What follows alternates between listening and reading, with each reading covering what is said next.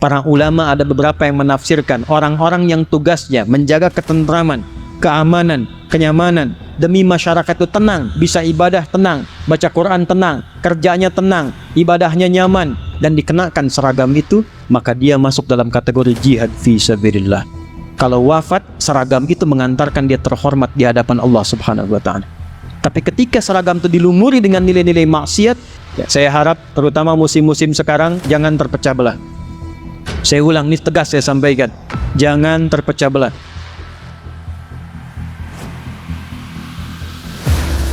Jadi saya jawab pantunnya banyak rupanya tadi. Jadi saya jawab pakai satu pantun saja ya. Aura kasih makan udang. Alhamdulillah ada cakepnya.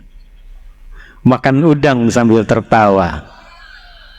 Terima kasih sudah diundang. Diundang di tempat yang sangat istimewa.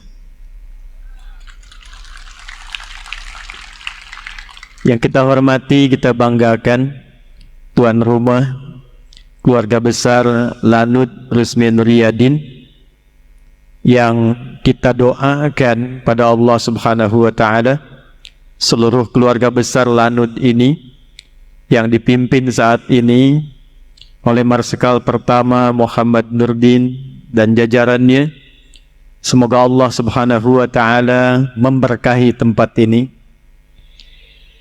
menyehatkan, memuliakan semua yang bertugas di tempat ini, dan mudah-mudahan tempat ini dijadikan sebagai bagian dari tempat yang bersaksi di hadapan Allah kelak bahwa kita pernah berkumpul malam hari ini untuk berzikir dan mengagungkan Allah Subhanahu wa Ta'ala di tempat ini. Dan mudah-mudahan tempat ini menjadi satu bagian yang kuat dan kokoh untuk menjaga ketahanan wilayah negara kesatuan Republik Indonesia yang kita cintai. Sebelum saya lanjutkan untuk menyapa, saya ingin sedikit berbagi dengan bagian pesan kuat dari Al-Quran, juga hadis-hadis Nabi Muhammad SAW, untuk membiasakan mendoakan setiap tempat baru yang kita pijak dan orang-orang yang ada di dalamnya, supaya semua mendapatkan kebaikan di sisi Allah Subhanahu wa Ta'ala. Quran surah ke-17 Al-Isra di ayat ke-80 sampai dengan 81. Wa qur rabbi adkhilni mudkhala sidqin. Dan katakan, sampaikan Muhammad sallallahu alaihi wasallam agar kita membiasakan masuk ke tempat manapun memohon kepada Allah supaya tempatnya diberkahi, diberikan nilai-nilai kebaikan, lalu didetilkan oleh Nabi lewat hadisnya, Allahumma inni as'aluka khairaha wa khaira ahliha. Ya Allah, aku bermohon semoga orang-orang yang ada di tempat ini orang-orang yang menjadi baik, dan aku memohon kepadamu ya Allah, tempat yang kami pijak pun menjadi tempat yang baik. Karena itu kita turut mendoakan dan menyapa selain keluarga besar tuan rumah di Lanud Rusmi Nuryadin ini, di hadapan kita semua saya mohon dan minta maaf membelakangi ada unsur Forkompinda yang hadir saat ini, baik mewakili Bapak Gubernur, kita juga dengar tadi ada dari Kajati, Pengadilan Agama, kemudian membersamai kita Pak Kapolda, sahabat kami Pak Muhammad Iqbal beserta Ibu. Kita doakan semuanya, dan kita kirimkan pesan malam ini dari Pekanbaru, dari Lanud ini, insya Allah malam ini pejabatnya, pemangku kepentingannya, rakyatnya semua kompak untuk berzikir demi membangun negara kesatuan Indonesia dan makmur dan sejahtera insya Allah. Bu,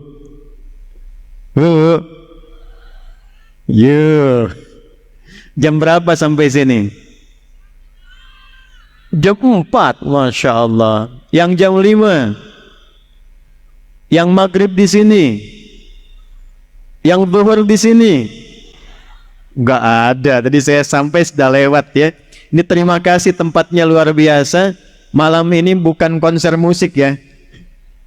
Ini panggung khusus yang didesain untuk tausiah spiritual. Jadi beliau tadi dan Lanut siapkan, Ustadz, kalau mau nyapa jamaah, kami siapkan ke depan kurang lebih sampai 6 meter supaya bisa lebih dekat dengan keluarga jamaah yang dicintai. Takbir. Quran surah ke-21 ayat 107. Kita biasakan dengan Quran supaya tidak ada yang bisa menolak dan mengelak. Yuk kita baca. Wa ma arsalnaka illa rahmatan lil. Wa ma arsalna. Kita bahas pakai na-nya dulu.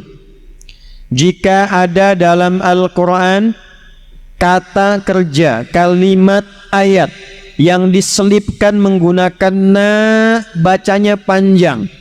Wa ma arsalna inna khalaqna, maka na-nya fungsinya dalam ilmu nahwu li ta'zimin nafsi fi ta'zimi sya'ni. Paham? Tidak. Na-nya fungsinya ingin menunjukkan informasi yang agung, informasi yang istimewa. Saking istimewanya Allah menyertakan keagungan zatnya, ta'zimun nafsi, sampai membawa keagungan zatnya untuk menunjukkan hebatnya, istimewanya, agungnya informasi yang ingin Allah sampaikan. Quran istimewa tidak? Agung tidak?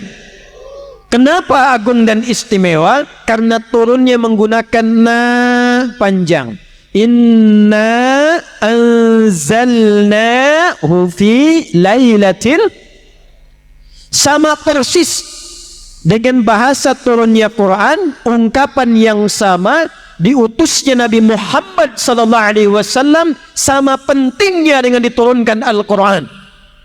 Al-Quran turun pakai na, inna, Nabi Muhammad diberikan tugas dan diutus pakai na. Wa ma arsalna, dan demi keagunganku, demi keagungan zatku, kata Allah, tidaklah aku mengutus seorang nabi yang teragung.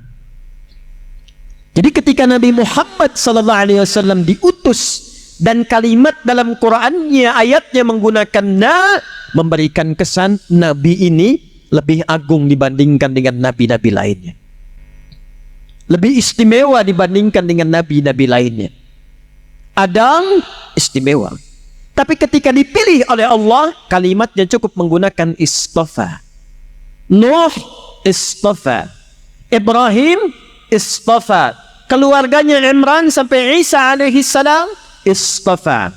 Ali Imran ayat 33, innallaha istafa Adam wa Nuha wa ala Ibrahim wa ala Imran ala alamin. Nabi Muhammad tidak. Kata Allah, wa ma arsalnaka, dan demi keagunganku, tidaklah aku utus Rasul yang terhebat ini, yang paling mulia ini, yang paling agung ini, kecuali membawa satu sifat yang termulia.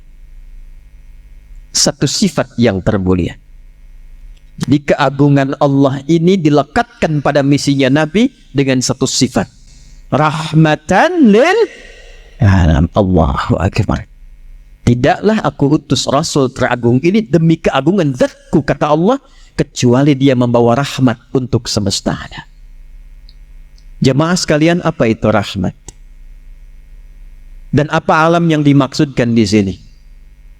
Dan yang ketiga, apa yang diinginkan Allah dengan ayat ini untuk orang-orang yang mengaku umatnya Nabi Muhammad SAW? Saya mau tanya dulu nih. Di sini yang umatnya Nabi Muhammad boleh angkat tangan tuh. Semuanya. Yakin nih? Ah, baik, kita cek dulu nih. Di sini yang pernah cela orang angkat tangan. Tuh. Di sini yang pernah bikin hoax angkat tangan tuh. Tuh. Di sini yang pernah merendahkan orang angkat tangan. Tuh. Saking susahnya ngangkat tuh paling banyak, makanya nggak bisa ngangkat ya. Kalau mencela itu rahmat bukan? Merendahkan orang itu rahmat bukan? Merampok itu rahmat bukan? Menghina itu rahmat bukan? Saya tidak utus Nabi Muhammad, kata Allah, yang teragung itu kecuali bawa rahmat. Dan tidak pernah ada orang mengaku umatnya Rasulullah kecuali mendapatkan percikan dari rahmat itu. Itulah yang sekarang coba kita akan kaji. Pulang dari sini, insya Allah setiap kita berubah menjadi pribadi yang dirahmati oleh Allah Subhanahu wa Ta'ala. Nah, cukup dengan amin, kita ngaji dulu tuh ya. Ayo, satu, kita mulai pelan-pelan. Bismillahirrahmanirrahim. Nggak usah diikuti. Saya mau mulai pelan-pelan. Satu, apa itu rahmat? Dua, apa itu al-alamin? Dan yang ketiga, apa ciri-ciri orang yang mendapatkan rahmat sebagai umatnya Nabi Muhammad sallallahu alaihi wasallam? Satu kali, coba dicek di hadis Muslim, nomor hadis 2539, yang meriwayatkan sahabat Nabi dulu agamanya Majusi, kemudian bingung dengan Majusinya, dia pindah kemudian masuk Kristen. Lalu mendengar ada seorang mengaku Nabi di satu kota Yathrib yang berubah menjadi Madinah. 3 tahun sebelum Nabi wafat, tepatnya tahun 7 Hijrah, berangkatlah orang ini namanya Abdus Syams untuk mengkonfirmasi. Begitu melihat sosok ini, belum bicara, melihat wajahnya, senyumnya tulus, perhatiannya bagus, menyambut dengan keadaan yang baik, memperhatikan dengan sempurna, pandangan pertamanya kepada Nabi menjadikan pribadi ini langsung jatuh cinta kepada Rasulullah sallallahu alaihi wasallam. Tanpa diminta masuk Islam, tanpa diajak, tanpa diceramahi, asyhadu an la ilaha illallah wa asyhadu anna Muhammadar Rasulullah. Sosok ini masuk Islam, lalu dirubah namanya oleh Nabi dari Abdus Syams menjadi Abdurrahman. Ini sanad ilmu, boleh merubah nama kalau dari nama yang dibawa itu tidak membawa sifat dan makna yang baik, atau namanya bertentangan dengan sifat dan keagungan Allah Subhanahu wa Ta'ala. Ada di antara sahabat-sahabat Nabi yang dirubah namanya langsung oleh Nabi bila terkait dengan satu makna yang tidak baik, atau kedua bertentangan dengan sifat Allah Subhanahu wa Ta'ala. Abdus Syams, hambanya matahari. Kata Nabi, anta Abdurrahman, hambanya Allah yang penuh dengan rahmat. Maka diajarkan oleh Nabi sifat rahmat itu. Perhatikan kata Nabi, sayangi dengan tulus, atau kama qala, perhatikan dengan mulia, rawat dengan baik, berikan perhatian yang mendalam, tebarkan kasih sayang dengan luas, entah itu kepada manusia, hewan, sampai dengan tumbuhan. Maka pulanglah sosok ini Abdurrahman. Di tengah jalan dia bertemu dengan anak kucing kecil. Kucing dibagi dua. Dibagi berapa? Ada kucing rumahan namanya kitten. Diserap oleh orang di Inggris, maka berubah menjadi bahasa Inggris kitty. Ya, kucing rumahan. Makanya di rumah ada spray mereknya Hello Kitty. Kucing rumahan. Banyak dari bahasa Arab ke bahasa Inggris. Sukar, gula jadi sugar. Kitten, kucing, jadi kitty, cat, kitty. Kalau kucingnya kucing liar, maka berubah namanya dari kitten menjadi hurratan. Anak kucingnya disebut dengan Hurairah. Maka dibawalah anak kucing kecil itu, dipraktekkan tausiah yang singkat dari Nabi tadi. Jangankan pada manusia, hewan pun kemudian dibawa. Lalu dipraktekkan perawatannya pada anak kucing kecil ini. Malam dingin diselimuti, lapar disuapi, seperti ayah menyuapi kepada anaknya, seperti ayah melindungi anaknya. Maka setiap jalan kemanapun, dibawalah anak kucing kecil ini, dimasukkan ke dalam jubahnya. Karena itulah malam ini saya spesial pakai jubah untuk mencontohkannya. Dimasukkan ke dalam jubahnya, tiba-tiba di jalan berpapasan dengan Rasulullah, anak kucing kecilnya mengeong-ngeong. Keluar dia, terlihat oleh Nabi. Kata Nabi, "Anta Abu Hurairah." Kamu adalah bapak anak kucing kecil. Saking perhatiannya yang dalam, kasihnya yang dalam, memberikan kebahagiaan yang dalam, maka engkau berikan perhatian kepada anak kucing seperti ayah memperhatikan anaknya. Abu Hurairah. Itulah sejarahnya, ada sahabat Nabi yang disebut dengan Abu Hurairah. Nama ini bukan sekedar nama, tapi memberikan perjalanan kepada kita tentang arti menjadi seorang muslim. Mu'allaf datang pada Rasulullah, minta diajarkan tentang Islam. Yang diajarkan oleh Nabi pertama kali, rahmatan lil alamin, sifat kasih yang dalam, sifat membahagiakan yang dalam, yang dengan itu kita selalu memikirkan yang baik-baik tentang apa dan siapa yang kita kasihi itu. Tempat rahmat disebut dengan rahim. Ibu punya rahim ya? Ibu-ibu punya rahim ya Bu? Saya tanya pada ibu, di dalamnya disayang tidak? Disayang. Miring kanan susah, miring kiri susah, telungkup nggak mungkin. Dijaga. Supaya apa? Supaya yang di dalam itu merasakan kenyamanan dan kebahagiaan. Walaupun yang menjaga itu kadang-kadang merasakan hal yang tidak nyaman.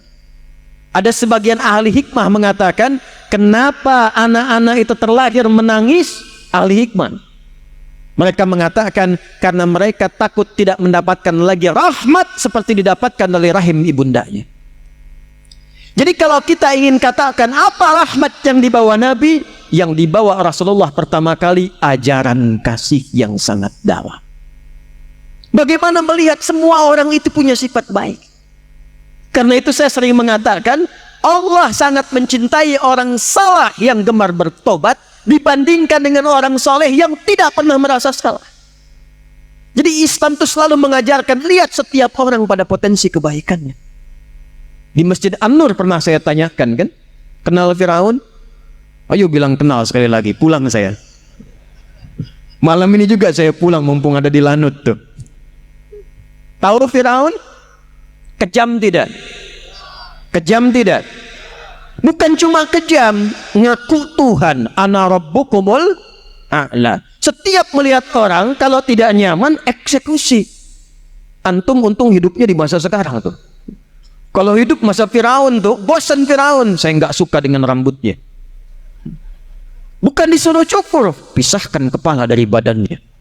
Firaun. Makanya Nabi Musa ketika akan berdakwah, doa dulu. Supaya nggak cepat tersinggung karena kata-katanya menyakitkan, nusuknya dalam. Nabi kan kalau doa, sekali doa diijabah. Kalau Nabi Musa nggak punya sifat sabar, cepat bosanan, Firaun menghardik, ya Allah bosan, matiin aja, mati. Cuman buat kita nggak ada hikmahnya tentang indah dan kasihnya ajaran Islam yang sangat dalam. Firaun, hobi bunuh orang, ngaku Tuhan. Tapi sefiraun-firaunnya, tolong catat ini ya, sefiraun-firaunnya, Allah masih memberlakukan rahmatnya, diutus dua nabi sekaligus, Musa dan Harun. Quran surah 20 Taha ayat 43-44. Idhaba ila fir'auna innahu tagha.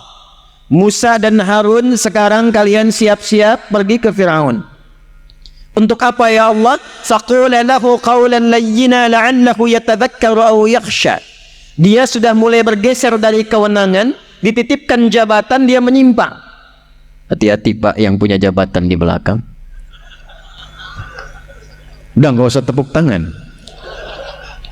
Ini saya sedang ingatkan, dan fungsi ulama begitu, karena sayang mengingatkan.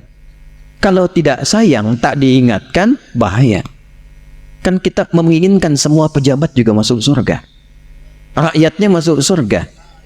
Yang paling indah kita bergandengan lalu masuk surga seperti Allah sampaikan, wasiqal ladzina taqaw rabbahum ilal jannati zumara ada serombongan orang takwa yang masuk surga, masuknya bergandengan tangan. Saya menginginkan ketika Allah tetapkan, misal Adi hidayat dengan izin Allah, kalau Allah izinkan masuk, saya pengen tangan kanannya gandeng Pak Muhammad Nurdin, tangan kirinya gandeng Pak Muhammad Iqbal, ya, yang lainnya ikut sama-sama dengan jamaah barang-barang. Kan itu yang kita inginkan. Karena itu kalau ada pejabat kami beri masukan, jangan marah ya Pak, karena sayang. Dan cara memberikan masukan pun mesti pakai rahmat, bukan teriak-teriak, merendahkan, menghina, menjelek-jelekan, bikin hoax. Itu bukan tipikal umat Nabi Muhammad. Seburuk-buruknya Fir'aun, seburuk-buruknya, kata Allah, ini punya jabatan, ada setannya, setan khusus menggoda pejabat. Nanti kalau lain waktu saya kesini lagi, materinya bikin khusus Pak, fikih setan. Ada 9 jenis setan, 9 Anda bayangkan. Bu, di rumah tangga ada setan khusus Bu, tugasnya memecah belah suami istri, namanya Dasim, perempuannya Dasima. Betul, saya tidak bohong, ada di Al-Baqarah ayat 102, yufarriquna bainal mar'i wa zawji. Ibu belum nikah, suami ibu yang paling cantik lihatnya ibu. Habis nikah, istri orang paling cantik Bu. Digambarkan, karena itu bagaimana nanti konsisten mendapatkan kenyamanan dalam rumah tangga, ada fikihnya. Di jabatan juga ada setannya. Tapi perhatikan baik-baik, kata Allah, Musa, Harun, ini ada potensi Fir'aun, kedudukannya diselewengkan. Engkau aku tugaskan, perhatikan baik-baik, bukan ingin menurunkan jabatannya. Datang kepadanya, sampaikan dengan lemah lembut, supaya ia kembali pada kewenangan yang baiknya dan memberikan putusan-putusan yang bermaslahat. Faqula lahu qawlan layyina, katakan kepadanya dengan lemah lembut. Jadi yang paling indah dalam Islam, tidak ada satupun kemudian ajakan, tidak ada satupun arahan untuk menjatuhkan seseorang dari kekuasaannya, tapi berikan nasihat yang lembut untuk menyadarkannya supaya kembali pada kebaikan. Hati-hati di jabatan, ada peluang untuk menyeleweng. Tapi datang kemudian fungsi ulama, luruskan dengan penuh kesantunan dan kebaikan. Turun, faqula lahu qawlan layyina, katakan dengan lemah lembut. Saya mau tanya pada Anda, ini yang di depan Anda semua Fir'aun bukan? Fir'aun bukan? Bukan. Muslim bukan? Fir'aun Muslim bukan? Fir'aun bukan Muslim, belum beriman dan tidak beriman, pongah, mengaku Tuhan, kasar sikapnya. Diturunkan Musa dan Harun utusan, katakan yang lemah lembut. Kita, saya, Anda sama-sama Muslim. Allah tugaskan dan amanahkan dengan tugas-tugas berbeda. Ada yang pemimpin, ada yang pebisnis, ada yang arsitek, ada yang ulama, ada yang di kebun, ada yang berbisnis, semua beragam dan mengaku Muslim. Kalau pada non-Muslim saja ayat Quran datang untuk menanamkan rahmat, maka bagaimana dengan sesama Muslim? Turun ayat, innamal mu'minuna ikhwah. Sepanjang seseorang mengaku dan mengatakan dia beriman, maka kata Al-Quran, posisikan orang beriman itu sebagai saudara sebapa. Punya adik, punya kakak, pernah mencela kakak, pernah mencela adik. Enak gak saat mencela adik? Enak tidak saat mencela kakak? Tidak. Posisikan saudara-saudara seiman seperti adik dan kakak kita sebapa. Nabi Adam alaihissalam. Siapa yang keturunan Nabi Adam angkat tangan? Kita semuanya. Nah, sepanjang kita disebut dengan Bani Adam 7 kali dalam Al-Quran. Kenapa disebutkan 7 kali? Salah satu hikmah hitungannya, supaya 7 hari di dalam sepekan kita menerbahkan rahmat dalam kehidupan semesta alam. Sayang, kasih, nyaman, toleran, kebaikan. Jadi kalau umatnya Nabi Muhammad sudah mengaku Muslim, seharusnya tidak diajarkan lagi tentang toleransi.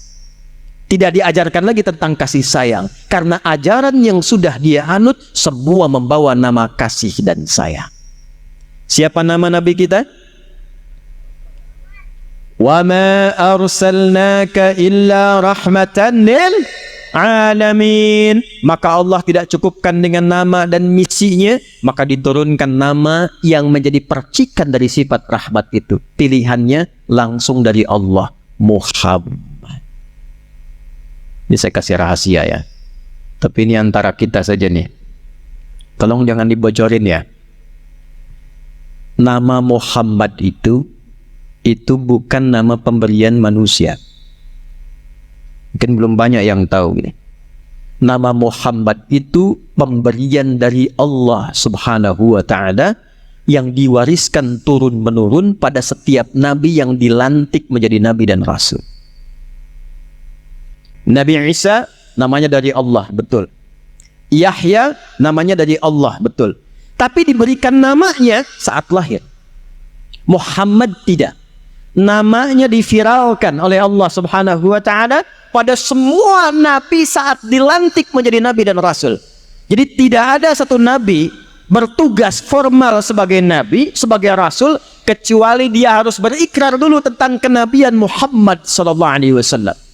Dan itu didokumentasikan dalam Al-Quran di surah ketiga Ali Imran di ayat ke-81. Wa idh akhadha rabbuka min bani adama min zuhurihim dzurriyyatahum. Perjanjian kita dengan Allah Al-A'raf 172. Perjanjian manusia biasa dengan Allah Al-A'raf 172. Perjanjian Nabi dengan Allah pindah Ali Imran 81. Wa idh akhadallahu mitsaqan nabiyyin. Dan pahami, pelajari, ingat-ingat, ketahui, ketika Allah mengambil komitmen perjanjian dengan semua nabi yang bertugas di bumi, semua nabi. Jadi ada anbiya, ada nabiyyin, itu beda.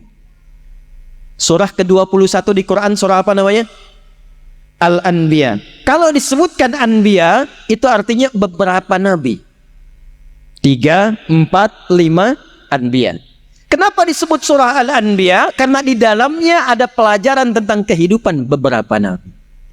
Tapi kalau kita ganti jadi semua nabi yang pernah bertugas di bumi, diurut dari Nabi Muhammad sampai ketemu ke Nabi Adam alaihissalam, semua nabi, maka ganti kalimatnya dari anbiya menjadi nabiyyin. Apa namanya? Nabiyyin. Wa idh akhadallahu mitsaqan nabiyyin. Dan pelajari, pahami, ketahui ketika Allah mengambil perjanjian dengan semua nabi saat dilantik menjadi nabi. Lama ataitukum min kitabin wa hikmatin thumma ja'akum rasulun musaddiqun lima ma'akum latu'minunna bihi wa latansurunnah. Qala aqrartum wa akhadtum ala dhalikum isri qalu aqrarna qala fashhadu wa ana ma'akum minasy syahidin. Kata Allah, aku lantik engkau jadi nabi sekarang, tapi engkau harus komitmen.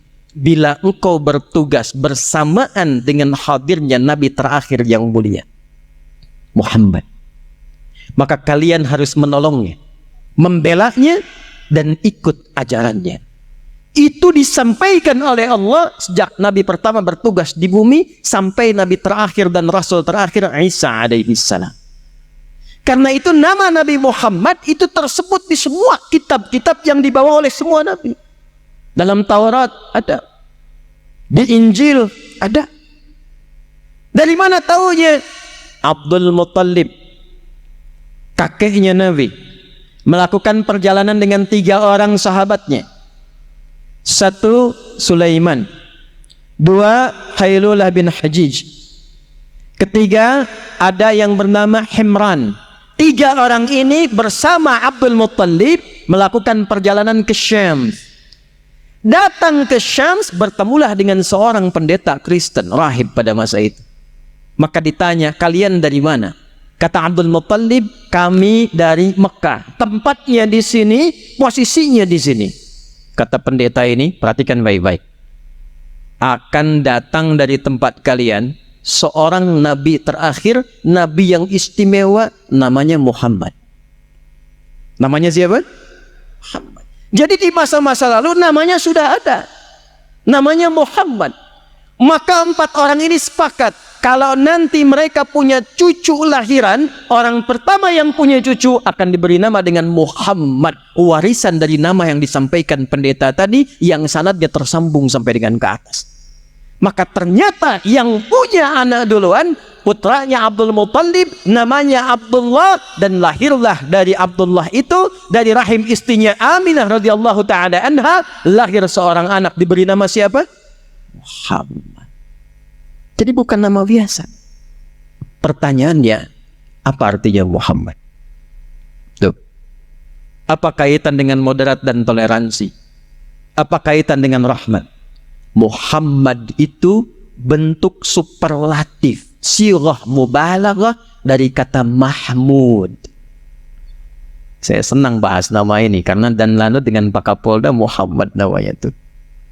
Ya, nanti kita lihat contohnya langsung, termasuk kita deh. Mahmud, jika ada orang punya sifat baik secara sosial, maaf, satu sifat saja, jujur tapi kurang sabar, itu Mahmud. Oh, jangan tunjuk orang Mahmud ente gini. Satu sifat konsisten di satu sifat baik, yang lain belum. Tapi kalau Anda ingin gabungkan semua sifat baik secara sosial, sabar, jujur, suka menolong, sopan, lemah lembut, penuh senyum, gabungkan jadi satu sebagai sifat kasih yang dalam dari pancaran rahmat, maka jadikan namanya dari Mahmud menjadi Muhammad. Kenapa Nabi ini disebutkan dengan nama Muhammad? Ingin memberikan gambaran yang sesuai dengan misi yang dibawa. Wa ma arsalnaka illa rahmatan lil alamin. Kumpulan sifat rahmat itu bila diteruskan dalam pergaulan kehidupan kita secara sosial, maka namanya disebut dengan Muhammad. Dan nama itu nggak pernah ada di lingkungan jahiliyah pada masa itu. Abu Lahab ada, Abu Jahal ada, Zaid ada, Usama ada, Muhammad tidak ada. Jadi ketika diberi nama oleh Allah dengan Muhammad, ingin memberikan kesan, tidaklah Nabi ini bergaul dengan siapapun dalam kehidupannya kecuali membawa contoh kemuliaan dan kebaikan. Balik ke hadis Muslim, nomor hadis 2539 tadi, riwayat sahabat Abu Hurairah. Beberapa sahabat datang kepada Nabi berkata begini, "Ya Rasulullah, tolong doakan sama Allah supaya mengazab dan melaknat orang musyrik itu," katanya. Udah didakwahin gak mau masuk Islam juga, dibaik-baikin masih ngejahatin juga. "Ya Rasulullah, mohon angkat tanganmu, mohon doakan pada Allah supaya mengazab mereka." Apa jawab Nabi? Perhatikan baik-baik. "Innama bu'ithtu rahmatan wa ma bu'ithtu la'anan." Aku ini diutus membawa rahmat. Aku diutus membawa ajaran kasih. Aku diutus untuk mengajar kebaikan, bukan untuk laknat orang. Muhammad. Allahu Akbar. Salat depan Ka'bah, ruku. Begitu ruku, datang orang iseng naruh kotoran di punggung Nabi. Kotoran cukup banyak. Saya tanya antum deh ya, kalau sedang sholat ditaruh kotoran di belakang tuh, di punggung kita taruh kotoran, kira-kira kalau kita tahu orangnya, apa respon kita? Loh, ketawa aja, selesaikan. Bangun Nabi, selesai sholat, cukup dibersihkan kemudian dan dimaafkan oleh Nabi SAW. Alasannya sederhana, karena dia naruh kotoran itu bukan karena benci, karena tidak tahu tentang status Nabi. Yang paling tinggi lagi nih, Nabi datang ke Taif. Tahu Taif? Ya, lampu merah sonoan dikit tuh. Ya. Di Mekah diusir, datang ke Taif, sekampung Taif diprovokasi satu orang. Anak-anaknya keluar, remajanya keluar, dewasanya keluar, dia bawa batu lempar Nabi. Sampai perisai hidupnya Zaid, ya, anak adopsinya Nabi itu sudah terluka parah. Dibawa Nabi mundur, istirahat di bawah pohon, datang dua malaikat penjaga gunung. Ini nggak tanggung malaikat nih. Kata dua malaikat ini, "Ya Rasulullah, mud yadaika ila sama atau kama qala." Ya Rasulullah, angkat tanganmu ke langit, mohonkan kepada Allah saat ini, kami tidak senang melihat engkau cedera dan dilukai oleh mereka. Ya Allah, mohonkan ya Rasulullah, minta pada Allah supaya kami diizinkan mengangkat dua bukit di Taif untuk menghimpit mereka yang telah menzalimi Nabi SAW. Apa jawab Nabi? La fa innahum qaumun la ya'lamun. Tolong jangan lakukan. Mereka itu belum tahu saja. Bukan karena benci dengan saya, cuman karena belum tahu. Yang belum tahu bukan disakiti, yang belum tahu diberitahu. Saya bermohon pada Allah, besok-besok di Taif ini ada orang tua, laki-laki, perempuan, anak kecil, yang dewasa, yang remaja akan mengucapkan asyhadu an la ilaha illallah wa anna muhammadar rasulullah. Belum selesai, lihat kalimatnya nih. Ilahi ila man takiluni am ila qaribin yu'limuni au ila ba'idin yu'dhini fa ana radin. Kemana lagi engkau akan perjalankan aku? La haula wala quwwata illa billah. Ya Allah, setelah aku dilukai, dilempari di tempat ini, kemana lagi engkau akan perjalankan aku? Apakah tempatnya dekat dari sini dan aku dilempari lagi? Ataukah masih jauh tapi aku akan disakiti lagi? Aku ridha ya Allah, sepanjang yang marah bukan engkau kepadaku. Tidak ada daya kekuatan kecuali atas rahmat-Mu ya Allah. Setelah keluar kalimat itu, maaf, itulah kemudian yang menjadikan Allah mengundangnya lewat peristiwa Isra dan Mi'raj. Rahmat bila dipraktekkan, maka pemilik rahmat, Rahman dan Rahim itu akan mencurahkan semua karunia-Nya untuk mengangkat hamba-Nya. Ini kalau nyampaikan ini seringkali berhenti saya ceramah. Tapi penting untuk kita ketahui betapa rahmatnya Rasulullah kepada kita semuanya. Sampai Jibril mengatakan kalau disebut nama Muhammad, nggak sholawat yang dengar itu, keterlaluan orang itu. Sallu ala Nabi. Ini riwayat memang perlu diverifikasi tapi dalam. Tadi masih hidup, sekarang saat sekaratnya di ujung wafat. Dalam pangkuan Sayyidah Aisyah, dibawakan kemudian sebaskom air oleh Fudail anaknya Abbas radhiyallahu taala anhuma. Yang kita ketahui berwudu kemudian sholat wafat di pangkuan Sayyidah Aisyah. Ada satu riwayat yang kalaupun kita perlu verifikasi, perhatikan baik-baik. Datang Jibril sebelum wafat, memalingkan wajahnya. Nabi bertanya, "Wa kama qala wa kama hadatsa?" Ya Jibril, kenapa berpaling? Kata Jibril, "Saya tidak ingin melihat kekasih Allah dicabut nyawanya." Nabi mengkonfirmasi, apakah akan terasa kematian itu? Padahal Nabi sudah tahu, karena ilmu kan disampaikan oleh Allah pada Nabi. Hanya ingin mengonfirmasi satu bagian yang akan didengar oleh umatnya di Riau ini. Perhatikan baik-baik. Kullu nafsi dha'iqatul, setiap yang bernyawa pasti akan merasakan kematian itu. Ketiba yang terpikir apa? Bukan dirinya, bukan sakaratul mautnya, yang difikirkan saya, Anda, kita saat ini. Lalu beliau mengatakan, ya Allah, kalaulah diperkenankan, Engkau timpakan seluruh rasa sakit yang dialami oleh umatku dalam sakaratul maut itu, timpakan kepadaku saat ini, supaya umatku nanti tidak ada yang merasakan lagi sakaratul maut. Timpakan kepadaku saja. Kurang sayang apa lagi? Makanya malaikat Jibril itu paling sebel kalau ada orang disebutkan nama Rasulullah, setidaknya dia bersolawat. Ini tidak bersolawat, kata malaikat Jibril, raghima anfu rajulin, keterlaluan orang itu. Karena saking dalamnya rahmat. Dan yang paling menarik, ternyata ciri-ciri umat Nabi Muhammad SAW yang mengaku umatnya Rasulullah, yang pertama dia dapatkan setelah berislam, sebagai pancaran dari semua ibadahnya itu adalah mendapatkan percikan rahmatnya. Mendapatkan percikan apa? Rahmatnya. Jadi kalau kita mengaku umatnya Rasulullah, cukup dengan mengatakan saya Muslim, umatnya Nabi Muhammad.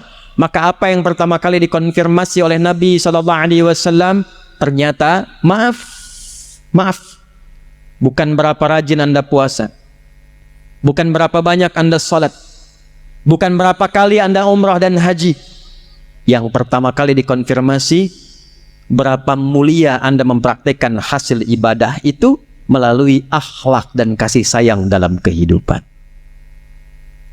Yuk kita contohkan. Hadis sahih, hadis Muslim. Maaf ya, ada orang datang kata Nabi di hari kiamat. Ini cepet aja nih pakai terjemahan. Dia membawa pahala rajin sholat. Ya'ti yaumal qiyamati bi sholatin, rajin sholat. Hati-hati nih, kalau saya sampaikan dari Nabi berarti akan kejadian nih. Rajin sholat. 2, wasiyamin, rajin puasa. 3, wazakatin, rajin zakat. Wa ya'ti qad syatama hadha. Cuman sayang kata Nabi, dia datang rajin sholat, rajin puasa, rajin zakat, tapi saat yang sama ternyata membawa dosa, rajin mencela orang lain. Wa qadhafa hadha, rajin menuduh orang lain. Wa daraba hadha, rajin bertengkar dengan orang lain. Sama-sama muslim, sama-sama sholat, tapi senang mencaci satu dengan yang lainnya. Sama-sama ngaji, ngajinya Quran, sunnahnya sunnah Nabi Muhammad SAW, tapi sama-sama rajin menuduh. Ada yang begitu sekarang? Ayo jawab, kenapa diam? Ada tidak? Ada tidak? Yang paling dahsyat tuh yang terakhir tuh, wasafaka dama hadza. Ada yang kelihatannya sholat, rajin kumpul-kumpul, tapi ternyata tidak membekas dari sholatnya, dan dia menumpahkan darah membawa nama Islam di dalam. Tembak orang, Allahu Akbar, nama orang, Allahu Akbar, dan tidak dibenarkan dalam syariat. Dan itu kejadian. Ini seringkali saya bahas ya untuk tidak pernah berulang. Insya Allah tidak akan kejadian lagi di Negara Kesatuan Republik Indonesia. Ya. Kapolda Pak Iqbal itu waktu kejadian bom di Jalan Tamrin itu, wah, meledak itu Bu. Saya itu sedang di Lampung Bu. Itu jamaah instruksi angkat tangan. Ustaz, apakah bom di Jalan Tamrin termasuk jihad fisabilillah? Saya bilang, Mas, sependek pengetahuan saya, jihad fisabilillah itu jihad di jalan Allah, bukan di Jalan Tamrin. Kata Nabi akan ada umat yang aneh-aneh begitu tuh. Nah kalau ada yang begitu, itu berarti belum berhasil sholatnya. Karena orang kalau sudah sholatnya benar itu, yang pertama dikonfirmasi itu bukan berapa panjang rukunya, bukan berapa panjang sujudnya, tapi yang dikonfirmasi oleh Allah, inna sholata tanha anil fakhsya'i wal. Itu. Apa itu fakhsya? Keburukan yang bersumber dari syahwat, pornografi, porno aksi, LGBT, kata-kata jorok, kata-kata kotor. Jadi kalau ada orang sholatnya benar, tidak akan pernah terlibat dalam pornografi. Kalau ada orang sholatnya benar, tidak akan melambai. Bukan di sini nih ya, bukan di sini nih. Jakarta sana ada yang tangkap sama polisi, makasih itu malam-malam kena razia. Nama siapa? Nia Pak. Yang benar Nia. Nama lengkap Kurniadi. Nah, kalau saya tuh nggak begitu. Laki-laki laki-laki, perempuan perempuan. Ya, hati-hati. Jangan sampai Anda sholat ternyata diperiksa di handphone yang dibawa dalam sholat gambar-gambar yang tidak elok. Itu fakhsya, Joni. Itu fakhsya. Jadi gak mungkin ada orang sholat melanggar ketentuan sholat, keluar dari rahmat, berbuat fakhsya. Itu mustahil. Zina fakhsya, selingkuh fakhsya. Betapa banyak sekarang orang ketangkap karena selingkuh. Paling sebel begitu masuk ke pengadilan pakai kerudung, begitu ditangkap pakai peci. Ya. Dan ini yang pertama kali dikonfirmasi. Orang sholat itu pasti pancaran pertamanya rahmat. 2, mungkar. Keburukan yang diingkari oleh hati, sumbernya maaf, nafsu perut dan akal. Menipu, mungkar. Bikin hoax, mungkar. Berselisih, mungkar. Merampok, mungkar. Membunuh, mungkar. Korupsi, mungkar. Yang dicek oleh Allah pertama kali konfirmasinya, sekali lagi, bukan berapa panjang Anda ruku dan sujud, berapa banyak Anda menebarkan rahmat selepas sholat. Karena itu sholat ditutup dengan kalimat rahmat, damai, tenang, tentram. Assalamualaikum warahmatullahi wabarakatuh. Assalamualaikum warahmatullahi wabarakatuh. Karena kita dalam setiap gerakan sholat dilatih 3 hal. 1, menebarkan salam. 2, menebarkan rahmat. 3, menebarkan berkah. Orang sholat. Jadi mustahil ada orang sholat korupsi. Tangan tahiyat tuh nggak mungkin dipakai maksiat. Malu. Tiap hari jari telunjuk nih pakai tahiyat. Bahkan ada yang gerak-gerak begini tuh. Nanti kita belajar ya, kita belajar. Jangan dikit-dikit bid'ah, dikit-dikit salah ntar ya. Ya, kita belajar. Intinya tangan tahiyat, telunjuk pakai sholat tahiyat. Ada yang lurus, ada yang begini, ada yang gerak-gerak. Dipakai sholat. Apa enggak malu telunjuk ini digunakan maksiat? Dia tipe sekda tuh ya. Tempat yang lain. Lagi ada proyek tawaran datang orang mengatakan, Pak, ini kan ada renovasi. Kami ikut Pak, Bapak tunjuk langsung fee-nya 10 miliar. Oh. Mau Pak? Karena beliau udah ngaji, beliau jawab, maaf ya, ini telunjuk saya telunjuk tahiyat, tidak akan saya gunakan untuk maksiat. Masya Allah. Ya. Ya, tapi namanya setan. Dia nggak kenal putus asa. Antum bari takbir aja digoda. Udah baca belum hadisnya? Kalau belum sholat, semua fokus. Tapi begitu anda takbir, kata Nabi, setan datang, goda orang sholat, namanya khanzab tuh. Kata Nabi, dia tanamkan semua hal yang tidak ingin diingat, jadi ingat. Anda kan tadi pas takbir isya udah beda kan, ini ustadznya bener ada nggak gitu kan? Tadinya nggak begitu, jadi begitu takbir muncul semua. Artinya apa? Setan kadang melampaui itu, tolak. Jari saya jadi tahiyat tidak akan pernah dipakai maksiat. Balik lagi dia. Rapat balik, Pak, nambah katanya Pak 20 miliar. Bentar deh saya istikharah dulu. Nggak boleh ada istikharah dalam maksiat Pak ya. Istikharah. Nah itu perilaku itu ada. Apa yang terjadi? Jangan main-main tuh. Hadis Muslim, standar kedua dalam sahih di bidang hadis, Bukhari dan Muslim, sahih. Maka apa yang terjadi? Maaf ya, maaf nih. Kalau ada orang sholat lalu mencela dan nggak tanggung-tanggung yang dicela imamnya tuh. Begitu keluar tuh imamnya belagu banget tuh, baru lulus dari pesantren aja Yasin. Padahal maghrib sholatnya misalkan. Itu maaf tuh, kalau ada orang sholat lantas mencela orang lain, itu pahala sholatnya langsung ditransfer kepada yang dicela itu. Jadi Masya Allah tuh, enak tidak dicela, pengen transfer. Ini baru pulang umrah nih, habis umrah misalnya, maaf nih ya, membanggakan diri, menzalimi orang. Zakat, habis zakat misalnya mengangkat status, merendahkan yang dizakati. Ya izin Pak, ini saya ada zakat, memang nggak banyak, cuma 25 juta. Waduh Pak, terima kasih banyak Pak, semoga Bapak berkah. Enggak, ini kan dari Allah saja, ini kan kewajiban saya, Bapak kan miskin. Nggak bisa. Misal ya. Memang keluar tapi nyakitin, itu terima uangnya. Saat Anda menerima itu, Anda mendapatkan plus transferan pahala zakat dia pada Anda. Itu begitu seseorang berbuat baik dalam amalan ritual, berbuat buruk secara sosial, terjadi transfer pahala kepada yang dizalimi. Fa in faniyat hasanatuhu, jika habis bekal baiknya, ada sisa menzalimi orang, dibawa keburukan orang itu ditimpakan kepadanya, faturiha finnar, maka dilemparkan ke dalam neraka, disebut oleh Nabi al-muflis, orang bangkrut. Jadi perkara rahmat itu bukan perkara asing bagi kita. Perkara berbuat baik itu bukan perkara yang sederhana, tinggi, sampai semua ibadah ritual itu ukuran akhirnya adalah nilai-nilai kebaikan yang kita pancarkan dalam kehidupan. Jadi kalau temanya moderat, kita itu udah khatam. Karena semua ayat Qur'annya mengarahkan kita kepada aspek-aspek kemuliaan. Yo, satu sudah tuh. Muhammad tadi sudah kita bahas.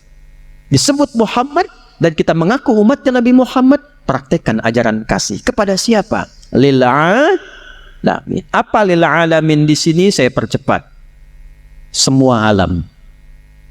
Semua manusia alam bukan. Hewan alam bukan. Tumbuhan alam bukan. Allahu Akbar. Orang Islam itu bukan hanya baik sama manusia, pada hewan dan tumbuhan pun baik. Yuk, saya cek pelan-pelan ya. Di sana banyak tumbuhan ada. Tadi lewat tumbuhan kan? Boleh nggak nginjak sembarangan? Boleh nggak nyabut sembarangan? Nih, yang saya gambarkan bukan yang itu. Yang ingin saya gambarkan dalam suasana damai saja nggak boleh ya. Yang mau saya gambarkan suasana perang yang sedahsyat-dahsyatnya. Yang paling dahsyat. Tidak ada kasih sayang, tidak ada kebahagiaan. Makanya di surat At-Taubah, Al-Bara'ah, surah 9, itu kenapa dibukanya tidak dengan Bismillahirrahmanirrahim. Semua surat pakai Bismillahirrahmanirrahim. Cuma surah At-Taubah satu-satunya yang tidak dibuka dengan Bismillahirrahmanirrahim. Tapi Bismillahirrahmanirrahim tetap jumlahnya 114. Karena yang tidak ada di At-Taubah diganti di An-Naml ayat ke-30. Wa innahu min Sulaiman wa innahu Bismillahirrahman. Kenapa At-Taubah nggak pakai Bismillahirrahmanirrahim? Karena At-Taubah itu izin membela diri saat diinvasi. Saat diserang, saat dijajah, datang pasukan mau menghancurkan Nabi di Madinah, turun izin bela diri, disebut dengan jihad.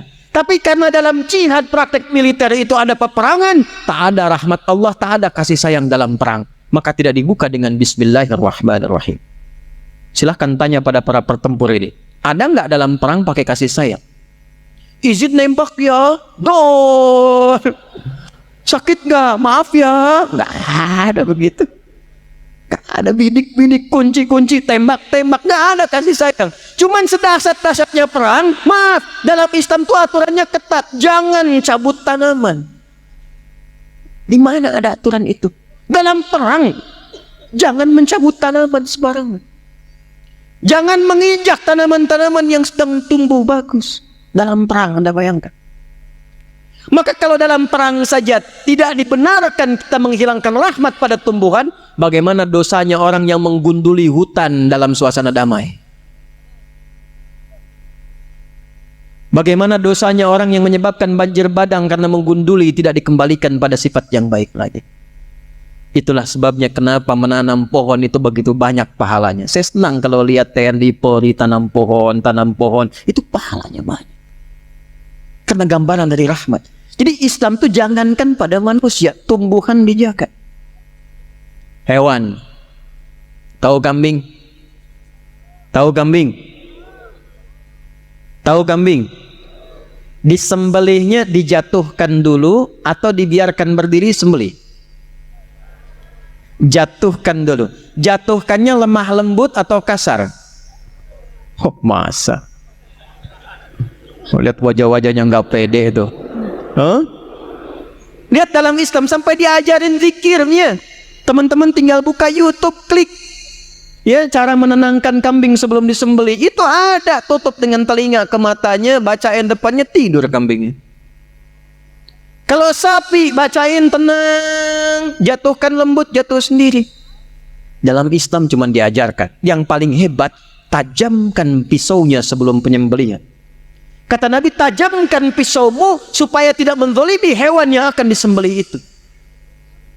Dan dipastikan sekali tarik selesai, bukan digorok-gorok begini. Dan hebatnya, tajamkan pisaumu dan tidak dilakukan di depan hewannya. Awas Idul Adha tuh, jangan sampai terjadi diasah depan kambingnya. Sabar ya, ini bentar nih, paling sebentar klik habis. Ini saya lihat ada aja habis disembelih, kepala kambingnya kasih rokok. Mana oknumnya sini tuh? Itu menghilangkan rahmat. Anda bayangkan hewan. Dan betapa banyak ada orang dapat ampunan Allah karena hewan dan dapat azab karena hewan. Pernah dengar ada seorang perempuan, maaf Bu ya, bukan ibu yang di sini nih. Ya, seorang perempuan yang dihukum di neraka gara-gara menyiksa kucing. Pernah dengar kisahnya?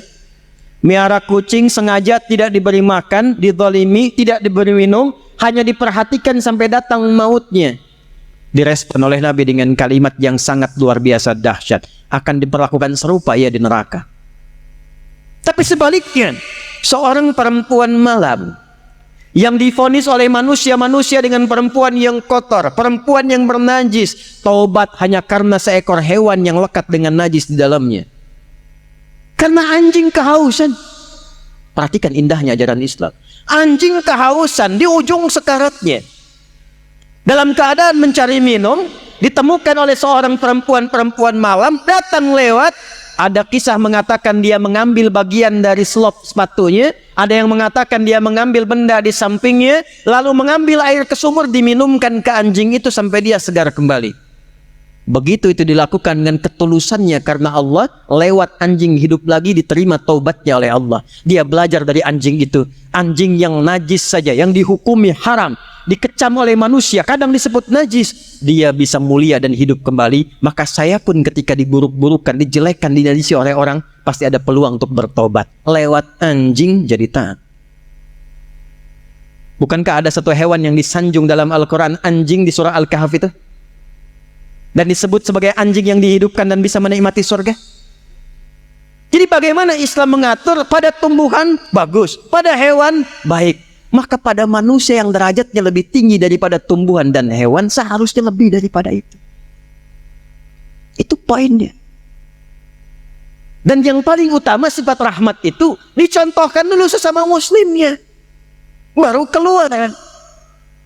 Ya, Muhammadur Rasulullah. Quran surah ke-48 ayat 29. Muhammadur Rasulullah walladzina ma'ahu asyidda'u 'alal kuffar ruhama'u bainahum.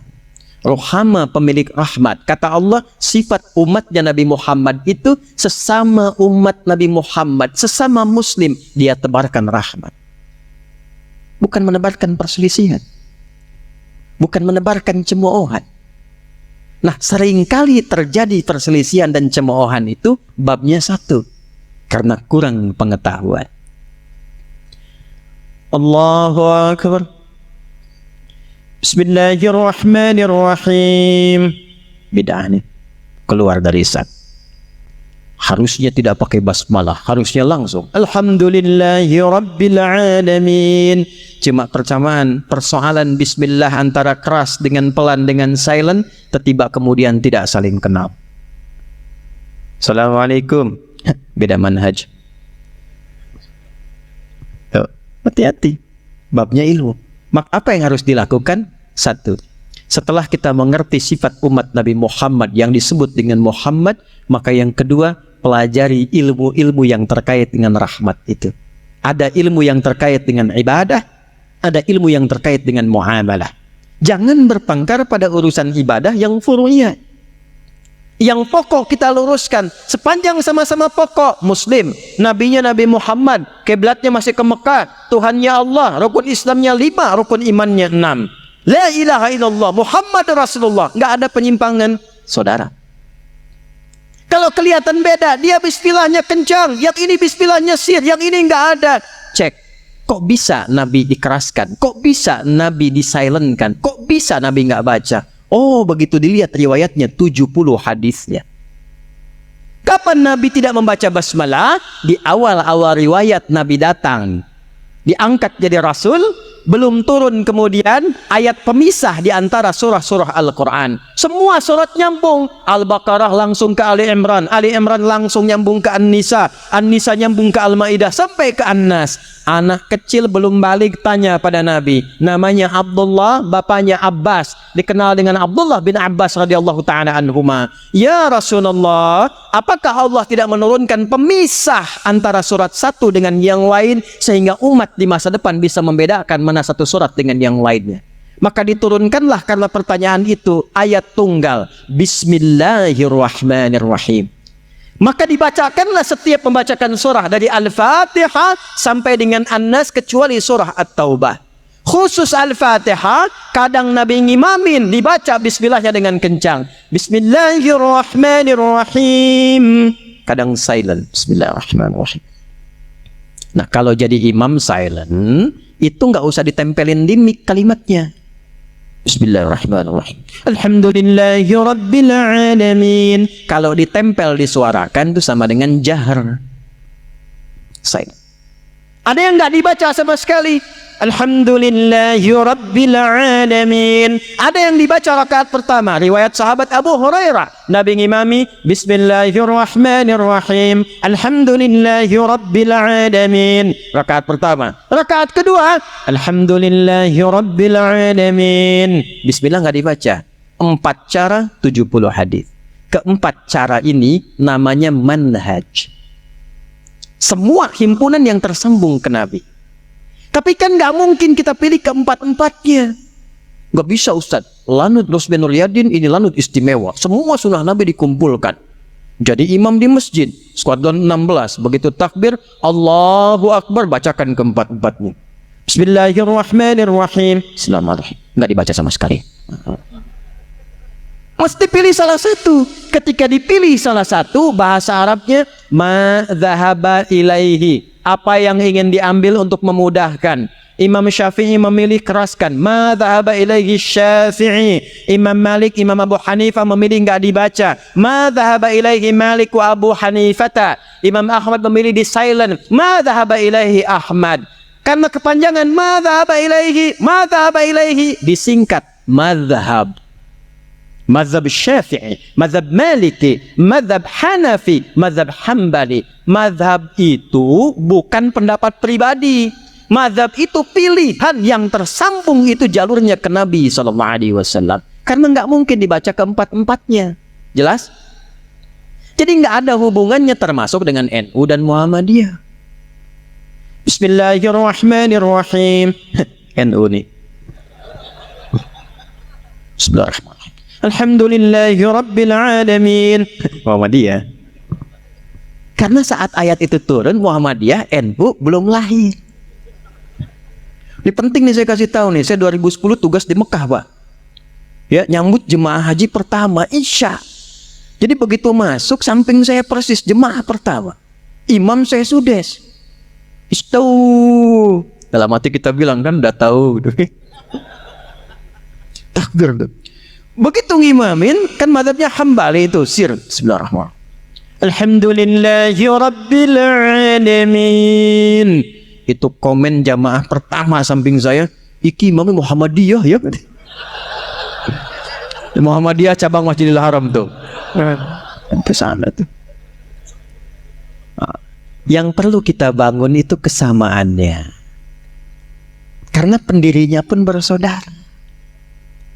Pendiri Muhammadiyah Kiai Haji Ahmad Dahlan. Nama aslinya Muhammad Darwish. Mendirikan Muhammadiyah 18 November 1912. 14 tahun kemudian saudara beliau juga dari jalur berbeda bersaudara. Namanya Kiai Haji Muhammad Hashim bin Asy'ari, mendirikan Nahdlatul Ulama tanggal 31 Januari 1926. Itu dari nasab bersaudara, belajar bahkan pada guru yang sama sebelum ke Mekah, di Kiai Haji Soleh Darat di Semarang. Berangkat ngajinya di tempat yang sama. Ngaji di Syekh Ahmad Khatib Al-Minangkabawi atau As-Sambasi, ada yang mengatakan demikian. Ngaji di Syekh Nawawi Al-Bantani. Kemudian satu memperdalam di Turas, lalu mengarang 19 kitab. Ya, dari mulai Adabul Alim wal Muta'allim, Risalah Ahlussunnah wal Jamaah, kemudian An-Nurul Mubin fi Mahabbati Sayyidil Mursalin, 19 kitab. Itu saya baca, saya pelajarin, saya hafalin tuh. Yang satu lagi mempraktekkan isi kitab, pulang-pulang dipraktekkan. Ini baca, ara'aital ladzi yukadzibu bid-din fadzalika alladzi yad'ul yatim wa la yahuddu 'ala ta'amil miskin. Langsung praktekkan, bikin panti yatim. Panti yatim bikin rumah sakit. Jadi dakwah yang satu di aspek praktikal, yang satu pada teori klasikal. Itu kalau digabungkan sempurna, kuat, kokoh, dan jadi penopang bagi NKRI kita. Itu yang kita harapkan. Jadi ketika yang satu mengaji, yang lain ikut. Kenapa yang ini baca ini? Pelajari ilmunya. Dengan paham ilmu itu bertambah wawasan kita. Oh, mengerti kita. Kalau ini kunut, ini dalilnya. Kalau ini tidak kunut, ini dalilnya. Imamnya yang kunut, yang belakang kata Syekh Ibnu Shalih Al-Utsaimin, mufti Saudi Arabia yang telah wafat. Syekh bin Bas, mufti Saudi Arabia yang telah wafat. Mazhabnya Hambali, kata mereka berdua, kalau ada imamnya kunut, kita bermakmum. Dan kita tidak kunut, imamnya kunut, ikut imam, aminkan. Allahumma hdina fi man hadait, amin. Wa'afina fi man afait, amin. Kalau ada imamnya tidak kunut, yang di belakang biasa kunut, bermakmum di belakang imam dan imamnya tidak kunut, ikuti dan tidak perlu sujud sahwi. Jelas? Jika depan imamnya kunut, aminkan, jangan baca yang lain-lain. Allahumma hdina fi man hadait, bid'ah. Enggak selesai-selesai. Ulama sudah menyampaikan hukum, yang salaf sampai yang khalaf, yang dulu sampai yang sekarang. Mereka hafal Quran, hafal hadis, hafal riwayat, hafal sejarah, keluarkan hukum. Kunut boleh, tak kunut boleh. Jadi imam kunut ikuti, imam tak kunut ikuti. Selesai masalah. Antum dari wajah udah kelihatan, imam bukan, ulama bukan, hafal Quran setengah juga enggak. Tuh kan, baca masih belepotan, hadis pakai terjemahan. Ya, sejarah enggak tuntas. Lalu bisa memberikan fatwa, cita-cita masuk surga, ente siap. Bawaannya ribut terus. Yang kunut benar, yang tak kunut benar, yang salah, yang tidak sholat subuh. Itu. Paham? Jadi bab ilmu itu sangat penting.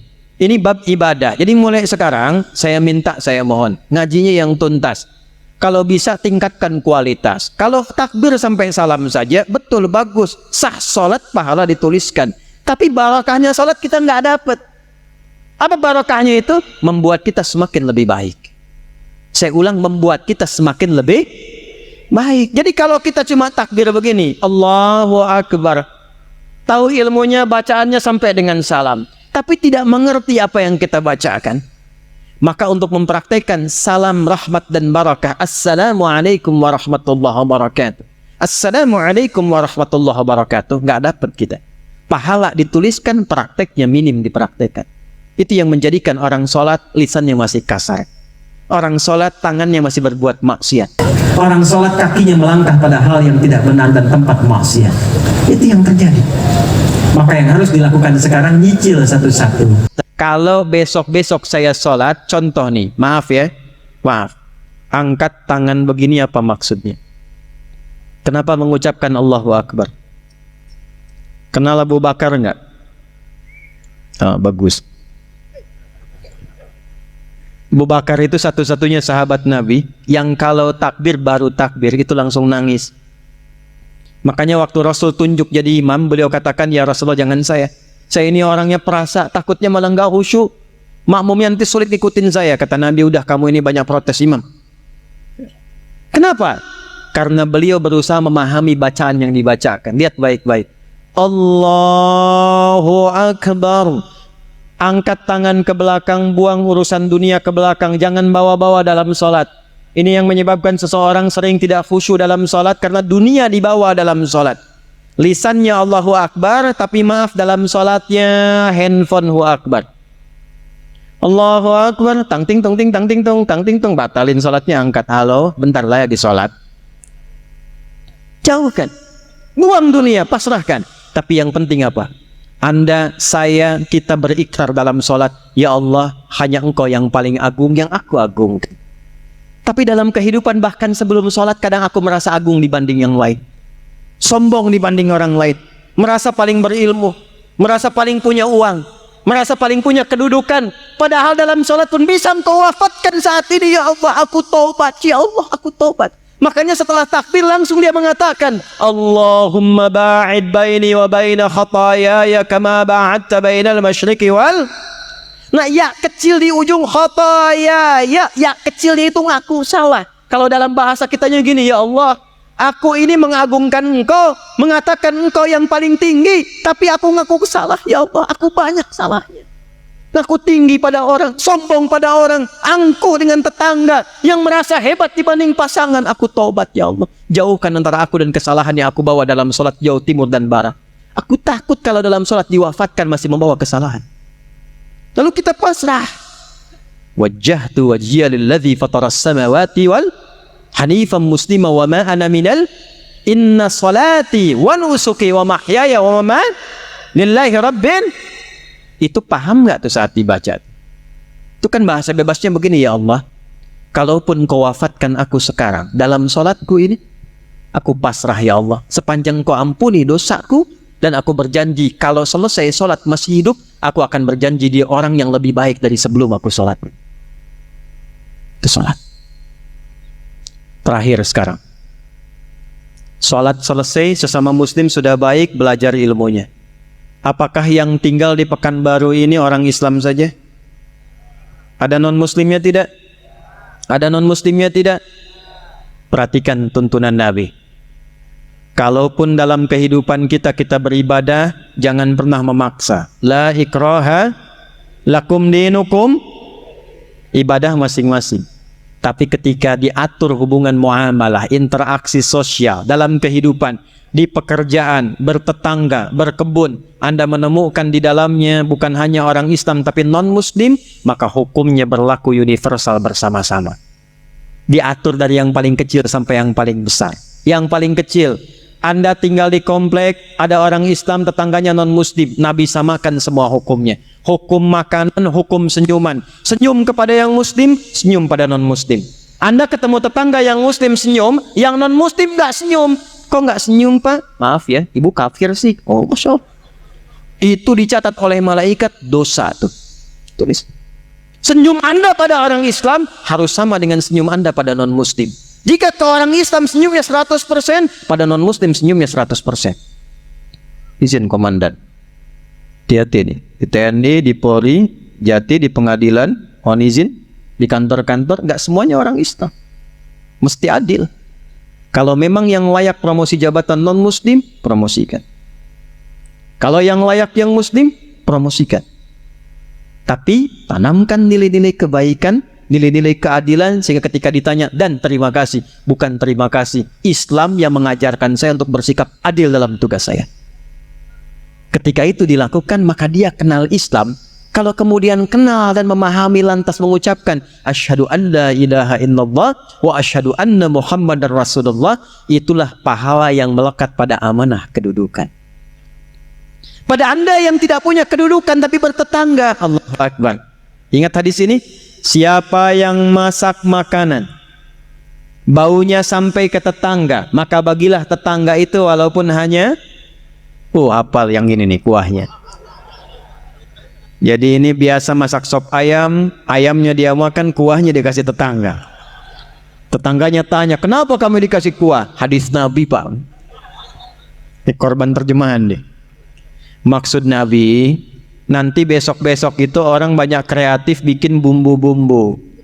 Memang yang dimasak itu cuma, maaf sekali, singkong, tapi bumbunya bumbu rendang.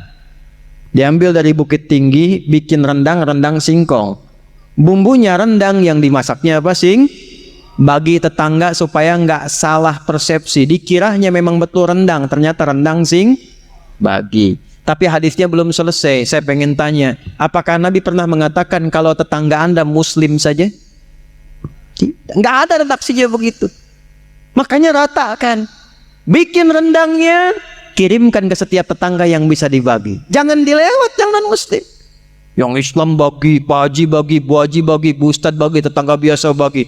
Tiba-tiba pastor keluar, Pak kayaknya enak rendangnya. Emang sih Bapak sih salah, tokoh kafir. Enggak boleh. Dosa tuh. Itu ahli-ahli dapat pahala, langsung tulis dosa, coret. Datangi, ketuk rumahnya. Selamat pagi, pagi. Ada apa Pak Haji? Ini ada rezeki. Nih ada satu panci rendang. Oh Pak Haji baik sekali. Bukan baik, Nabi Muhammad yang mengajarkan saya untuk berbagi. Kenalkan nama Nabi Muhammad. Besok-besok saat dia mengembalikan panci, udah bisa salam. Assalamualaikum Pak Haji itu. Padahal Anda aja haji belum, gitu kan? Ajarkan aja enggak. Udah assalamualaikum dan didoakan. Assalamualaikum Pak Haji. Mau ngembaliin panci tuh. Terima kasih Pak, enak sekali. Cuma mau nanya aja, kira-kira hari ini Nabi Muhammad ngajarin berbagi lagi enggak? Aduh, Sapran. Itu perkara makanan. Ini saya lihat banyak tumbuhan nih. Hati-hati nih. Ada yang rambutan, ada yang durian, yang macam-macam. Cuman di Islam tuh berlaku hukum ini. Jika tanaman Anda merambat ke tetangga, buahnya masuk, maka hakun mushtarak. Buahnya hak bersama dengan tetangga. Jangan tunggu dia minta. Jangan tunggu. Anda punya rambutan, buahnya ke tetangga. Ketuk pintunya, sampaikan. Bu, ya Pak, ada apa? Itu ada buah. Ya saya tahu pohon rambutan punya Bapak kan. Betul, pohonnya punya saya. Tapi buahnya ke tempat ibu. Jangan tunggu sampai menguning, sampai memerah. Ibu pengen saat hijau pun ambil aja. Nggak usah minta izin sama saya. Aturan dari mana Pak? Nabi Muhammad mengajarkan saya, jangan sampai tetangga menikmati dengan pandangan dan menyapu sampahnya saja, dia mendapatkan bagian yang sama untuk mengambil buahnya. Islam. Di mana ada aturan begitu? Cuman itu aturan buat buah aja. Kadang repotnya dia nggak tahu ketika ayam Anda main ke pekarangan dia tuh.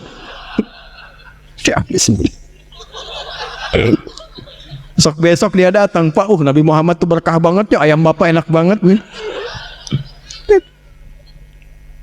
Nah, saya menginginkan suasana begini nih antara umat Islam itu. Jadi kita internal diperbaiki, sama orang-orang sekitaran kemudian berbuat baik, jaga itu sampai wafat. Jaga itu sampai wafat. Karena kita nggak tahu kapan kita pulang. Mungkin pulang malam ini. Kenapa pada diam ini? Kan udah gelap banget tuh. Ya, senang tidak kalau pulang? Yakin? Senang tidak? Dibilang senang takut malam ini gitu ya. Dibilang tidak ya pulang. Maaf ya, ini hukum psikologi nih. Di mana-mana semua orang pulang itu senang.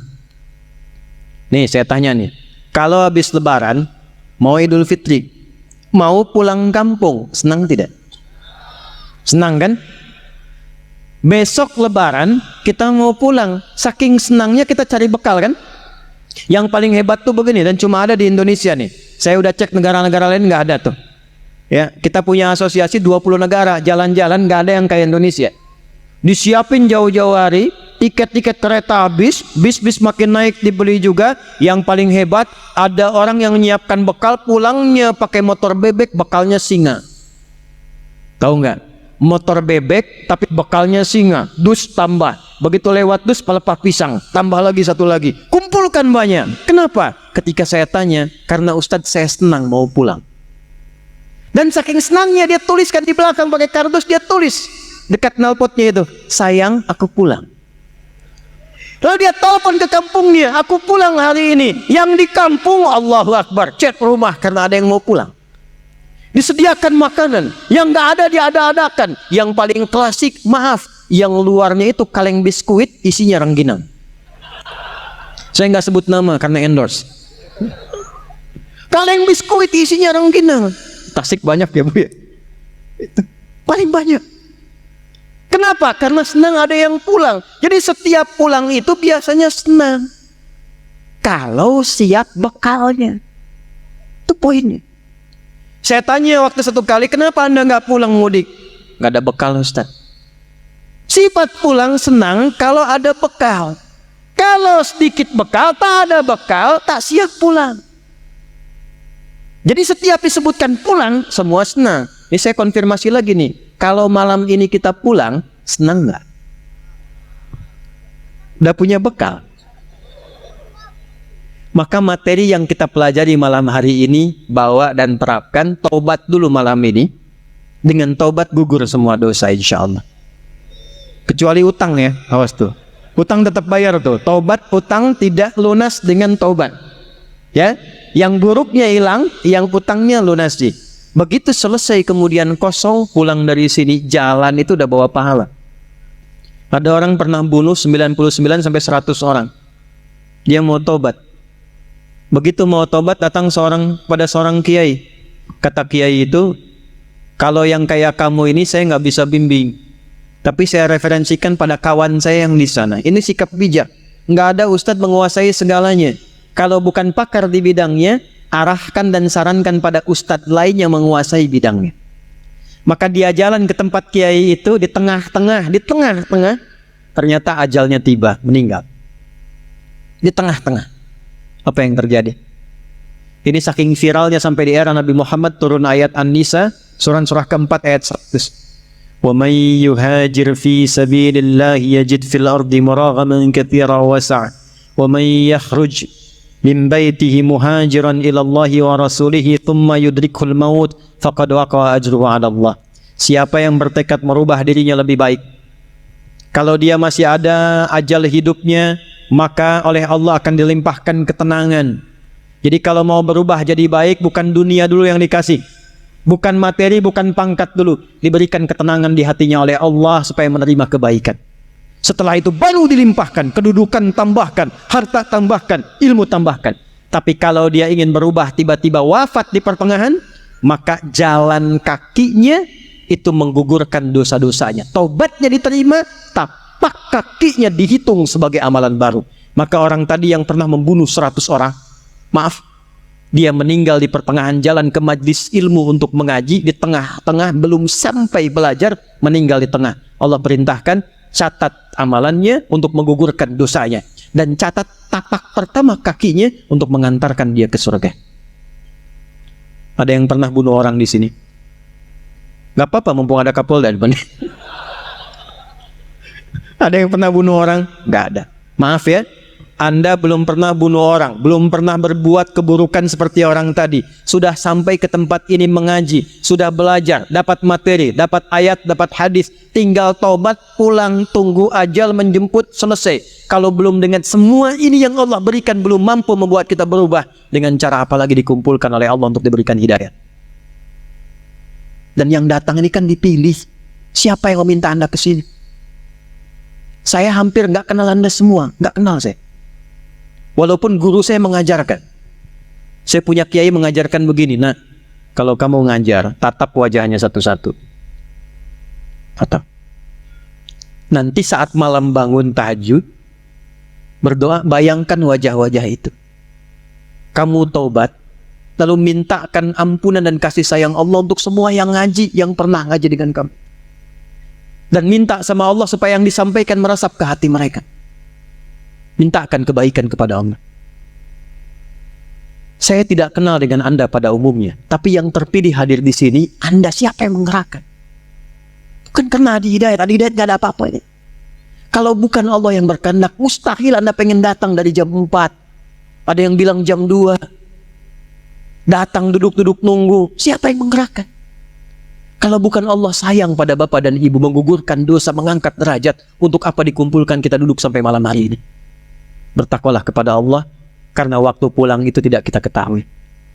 Bisa jadi Anda duluan, saya belakangan, bisa.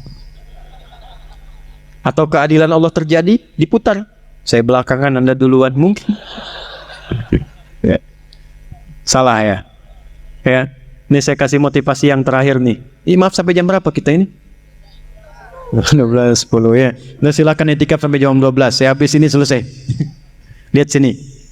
Ini kisah sering saya viralkan di berbagai tempat untuk motivasi. Saya sering nyampaikan cerita, bukan ngarang-ngarang. Ini kisah asli. Ada seorang kakek tua. Sudah pasti kakek tua ya. Tinggalnya di daerah Pasar Rebo ke atas.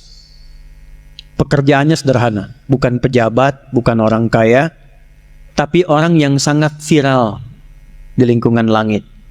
Itu bahasa singkatnya begitulah yang saya bahasakan. Dari mana bisa menyimpulkan demikian? Ini kakek cuma jagain musola di daerah, di desa. Tapi tiba-tiba datang orang Qatar ke tempat itu dan mengatakan, saya ingin merenov musola ini supaya menjadi lebih besar dan bagus.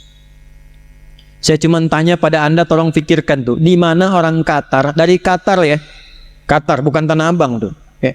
Dari Qatar datang ke Pasar Rebo, ke kampungnya ke atas, bertemu dengan kakek itu dan mengatakan, saya pengen renov musola ini dan Anda yang harus merawatnya. Perhatikan cara Allah memuliakan seorang hamba. Sepakat kakek itu direnov.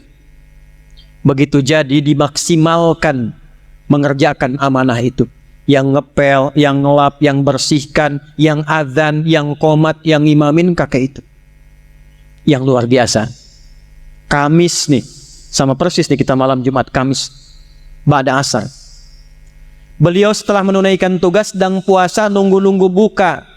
Berkhidmatnya di rumah Allah, bekerjanya karena Allah, hidupnya dimuliakan Allah, diwafatkan pun dalam keadaan terbaik, hari baik, sedang puasa di rumah Allah ba'da asar. Cuman tiduran di karpet dan cara wafatnya indah, merem-melek, nunggu buka, meninggal. Ya ayyatuhan nafsul mutmainnah, pulang. Ketika dia berniat mendekat kepada Allah, diwafatkan di tempat dia bertugas dalam keadaan termulia, mengenakan pakaian terbaiknya, sedang ada di rumah Allah, selepas dia sholat, sedang berpuasa, nunggu berbuka, tidurnya enak banget, merem-melek, meninggal. Tuh hati-hati belakang tuh, saya lihat ada yang merem-melek tuh ya. Kenapa? Lihat itu. Maka saya mau katakan setelah ini kita berdoa, pulang ke tempat masing-masing, istiqomah di jalan Allah. Ya, sama Allah dekati sholat yang baik mulai sekarang. Perbaiki di keluarga, jangan Anda bahagia-bahagia tenang duduk ternyata di rumah belum selesai. Sama istri masih saling cemberut-cemberutan, sama anak belum selesaikan. Pulang dari sini islah. Dengan tetangga selesaikan. Supaya tugas kita selesai saat pulang nyaman. Terakhir, untuk teman-teman di TNI, di Lanut ini khususnya, kemudian juga ada yang Allah berikan kemuliaan dengan seragamnya, di Polri, Kejati, pengadilan, dan yang lain-lain sebagainya. Seragam itu bukan hanya kehormatan dunia, Pak, tapi itu persaksian yang dibawa ketika menghadap kepada Allah Subhanahu wa Ta'ala. Dan berbahagialah di posisi Bapak ini, ternyata seragam itu dihargai tinggi oleh Allah Subhanahu wa Ta'ala. Ketika dikenakan pada nilai kebaikan, dia yang menjadikan status kita terhormat di hadapan Allah. Perhatikan kalimatnya, فَلْيَعْبُدُوا رَبَّ هَذَا الْبَيْتِ الَّذِي أَطْعَمَهُمْ مِنْ جُوعٍ وَآمَنَهُمْ مِنْ خَوْفٍ. Dekati Allah pemilik bait ini yang telah memberikan ketahanan dalam ekonomi dan kekuatan dalam keamanan, ketentraman, dan kenyamanan. Para ulama ada beberapa yang menafsirkan orang-orang yang tugasnya menjaga ketentraman, keamanan, kenyamanan demi masyarakat itu tenang, bisa ibadah tenang, baca Quran tenang, kerjanya tenang, ibadahnya nyaman, dan dikenakan seragam itu, maka dia masuk dalam kategori jihad fi sabilillah. Kalau wafat, seragam itu mengantarkan dia terhormat di hadapan Allah Subhanahu wa Ta'ala. Tapi ketika seragam itu dilumuri dengan nilai-nilai maksiat, maka itu yang merendahkan dia di hadapan Allah Subhanahu wa Ta'ala. Karena itu sekarang kita akan saling mendoakan. Kita doakan sama-sama, masyarakat saling mendoakan. Kemudian yang Allah titipkan amanah dengan ilmu, seperti kami para ulama, kita doakan supaya diikhlaskan, mencerahkan, menyatukan. Ya, saya harap terutama musim-musim sekarang jangan terpecah belah. Saya ulang, ini tegas saya sampaikan, jangan terpecah belah, jangan saling merendahkan. Kita doakan karena yang paling penting itu NKRI-nya. Ulama kita, pejuang kita telah mengeluarkan keringat, darah, air mata untuk melahirkan negara kesatuan Republik Indonesia. Jangan kemudian kita terpecah, jangan kita teradu domba, kita kokoh dekati Allah, tapi jangan merendahkan satu dengan yang lain. Siap? Takbir. Baik, malam ini live. Yang nonton kita sedunia nonton insya Allah. Dan ada satu spesial, ahli-ahli Quran yang sekarang sedang live, mereka keluar dari goa. Dari goa di Sulawesi. Kami punya program pendidikan untuk calon imam, calon khatib, calon da'i. Ini sedang nonton live kita semua di Sukabumi, Hubud Dunia. Sukabumi bahasa Arabnya Hubud Dunia. Lagi nonton kita sengaja ingin melihat bagaimana Aqsa berjalan dari Pekanbaru. Kita ingin kirimkan pesan pada malam hari ini. Insya Allah dari Pekanbaru kita ada kekompakan dan persatuan.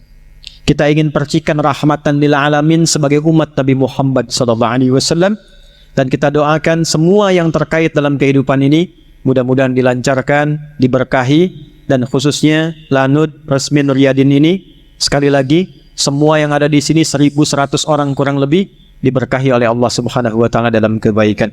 Ya.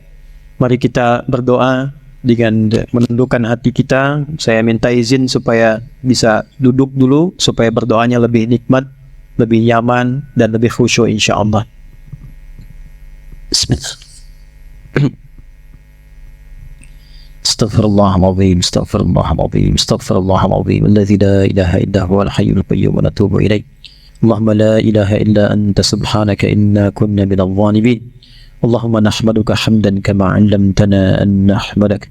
ونشكرك شكرا كما علمتنا أن نشكرك أنت المقدم وأنت المؤخر بيدك الخير إنك على كل شيء قدير اللهم صل ونسلم على حبيبك الكريم رسولك المصطفى الأمين نبينا وسيدنا محمد وعلى آله وصحبه أجمعين ربنا لا تدع لنا في مقامنا هذا وفي كل مقام ذنبا إلا غفرته يا الله jika ada pendosa hadir di lingkaran majlis ini, maka jangan biarkan ia pulang kecuali engkau telah gugurkan seluruh dosa-dosanya. Allahumma alif ya Allah qalbahu ya arhamar rahimin liyatuba ilaika taubatan nasuha. Ya Allah, kalau ada pelaku maksiat di tempat ini, Mohon sentuh hatinya, lembutkan jiwanya agar mau bertobat sebelum ia wafat dan kembali kepadamu ya Arhamar Rahimin. Wala hamman illa farajtah. Jika ada di antara jamaah yang datang membawa kegelisahan, jangan biarkan ia pulang kecuali engkau telah tenangkan keadaan hatinya. Wala asiran illa yassartah. Jika ada di antara kami yang kau uji dengan kesulitan seberat apapun di rumah tangganya, pekerjaannya, kehidupan sosialnya, maka mohon ya Allah angkat dan hilangkan seluruh kesulitannya. Wala maridan illa syafaitah. Jika ada di antara kami yang kau uji dengan penyakit seberat apapun, maka mohon angkat dan sembuhkan penyakitnya. Allahumma idza kana hunalika al-aba wal ummahat ya Allah yusabbib al-isyan fi auladihim ya Allah, Allahumma afu anhum waghfir lahum ya arhamar rahimin. Ya Allah, engkau maha mengetahui jika ada dalam majlis ini para orang tua yang berbuat maksiat, yang karena itu anak-anak mereka ya Allah jauh darimu, tidak mengenalmu, sulit menunaikan sholat karena sebab maksiat kedua orang tuanya. Maka di tempat ini ya Allah, mohon sentuh hati kedua orang tua itu untuk bertobat. Terima tobat mereka ya Allah, ampuni mereka, maafkan kesalahan mereka ya Arhamar Rahimin. Wa idza kana hunalika minal auladi Arhamar Rahimin bisabab ma'siyatihim ya Allah yub'idu walidihim anka ya Allah fa'fu anhum waghfir lahum ya Arhamar Rahimin. Ya Allah, jika ada anak-anak durhaka di tempat ini ya Allah, yang sempat mengabaikan kedua orang tuanya, tidak berbakti kepada kedua orang tuanya, sehingga orang tuanya tidak mengenal Allah, maka ampuni dosa anak-anak itu. Sayangi mereka ya Allah, hapuskan segala kesalahannya. Allahumma ya arhamar rahimin, inna nas'aluka khaira ma sa'alaka rasuluka al-mustafa nabiyina Muhammad sallallahu alaihi wasallam. Ya Allah, kami bermohon segala kebaikan, kemuliaan yang pernah dipermohonkan oleh Rasulullah yang mulia Nabi Muhammad sallallahu alaihi wasallam. Allahumma khfad biladana Indonesia وجنبنا من التفرقة وحد صفوفنا يا الله wahdi ulama'ana wahdi umara'ana waj'alhum udala. Ya Allah, mohon jaga negeri kami Indonesia. Ya Allah, satukan masyarakatnya ya Allah dalam kebaikan, jauhkan dari perpecahan. Ya Allah, satukan masyarakatnya dalam kebaikan, jauhkan dari perpecahan. Berikan kami kemampuan untuk menaati-Mu di negeri ini ya Allah, dan berikan kami kemampuan untuk mencintai negeri ini dalam ketaatan kepada-Mu ya Arhamar Rahimin. Allahumma ya Rabbal Alamin wahfad ulama'ana waj'alhum mukhlasin lakad-din. Ya Allah, mohon jaga para ulama kami, ikhlaskan mereka dalam berdakwah, berikan kemampuan untuk mencerahkan dan menyatukan umat, jauhkan dari sifat-sifat perpecahan. Jaga para pemimpin kami ya Allah, berikan hidayah kepada mereka ya Allah, agar adil dalam mengemban amanah. Ringankan hisab di mereka di hari kiamat ya Allah, dengan kedudukan yang Kau titipkan kepada mereka. Allahumma ansur ikhwatana fi Palestin. Allahumma zid quwwatal mujahidin fi Gaza. Allahumma ansur ya Allah ikhwatana fi Palestin wa harril masjidil aqsa. Allahumma ya Allah, tubna ilaika taubatan nasuha waghfir lana dhunubana wa khaffif lana hisabana yawmal qiyamati an da'fina fi nusri ikhwatina ya Allah fi Palestin. Ya Allah, mohon berikan kekuatan, kelapangan dan kemerdekaan bagi saudara-saudara kami di Palestina. Ya Allah, kuatkan perjuangan mereka ya Allah. Ya Allah, hadirkan kedamaian dalam kehidupan di muka bumi ini ya Allah. Ampuni dosa kami ya Allah, hanya yang mampu mengirimkan doa kepada saudara-saudari kami di Palestina. Ya Allah, ringankan hisab kami di hari kiamat karena kelemahan kami yang tak mampu membebaskan Al-Aqsa. Allahumma ya Arhamar Rahim. Allahumma ya Allah ya Rabbal Alamin, tubna ilaika taubatan nasuha. Ya Allah, mohon saksikan ya Arhamar Rahimin, kami bertobat di malam hari ini dari semua kesalahan dan dosa yang kami kerjakan. Berikan kami kesempatan untuk memperbaiki kesalahan yang telah kami lakukan. Allahumma idza kana hunalika baqiyatan min hayatina faj'al baqiyata hayatina hayatan thayyibah. Ya Allah, jika malam ini atau esok masih ada kesempatan kami untuk hidup, maka mohon bimbing kami untuk memperbaiki kesalahan kami dan menata sisa hidup kami lebih baik dari hari-hari sebelumnya. Wa idza kana hadhihi al-laila akhir hayatina faj'al akhir hayatina husnal khatimah. Dan mohon ya Allah, bila malam hari ini adalah tiba ajal kami untuk kembali kepadamu, maka mohon jadikan malam ini untuk kami husnul khatimah. Khaffif lisanana laqula kalimat at-tauhid la ilaha illallah. Mohon ya Allah, ringankan lisan kami dalam sakaratul maut kami untuk mengucap kalimat tauhid la ilaha illallah.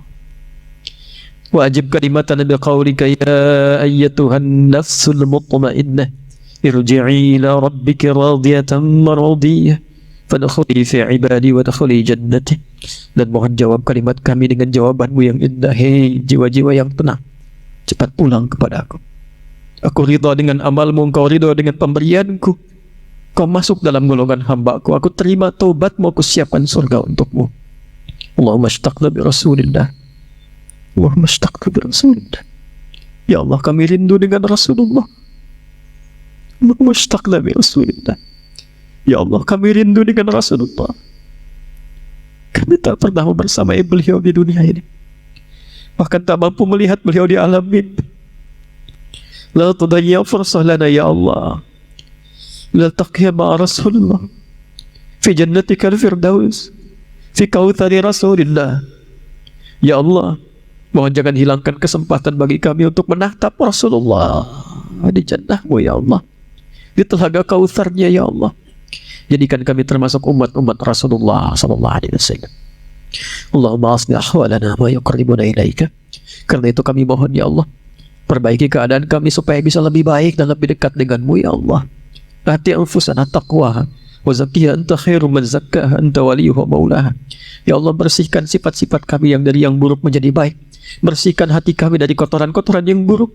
Bersihkan lisan kami dari sifat-sifat yang buruk, pandangan kami dari keburukan, hati kami dari sifat-sifat kotor. Malam hari ini kami bermohon ya Allah, Allahumma barik ya Allah biladana Indonesia. Ya Allah, berkahi ya Allah negeri kami Indonesia ini. Ya Allah, berikan hidayah kepada siapapun di negeri ini ya Allah untuk menjadi baik. Kami sayang mereka ya Allah. Berikan hidayah pada tetangga kami, teman-teman kami ya Allah. Kami sayang dengan mereka. Ya Allah, jangan pisahkan kami di akhirat dalam keburukan. Kami mohon ya Allah, berikan hidayah untuk siapapun. Ya Allah, jadikan di antara kami saling menyayangi. Jadikan di antara kami ya Allah saling memuliakan. Jauhkan sifat-sifat tercela ya Arhamar Rahimin.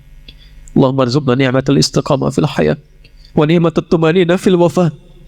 Ya Allah, berikan kami nikmat istiqamah dalam kehidupan dan tumaninah ya Allah dalam kematian. Jadikan kematian indah bagi kami seperti kami mengalami kehidupan yang indah. Allahumma rabbana atina fid dunya hasanah fil akhirati hasanah wa qina adzabannar. Fir amwatana ya Allah, kafir anhum sayyi'atihim wa nawwir quburahum.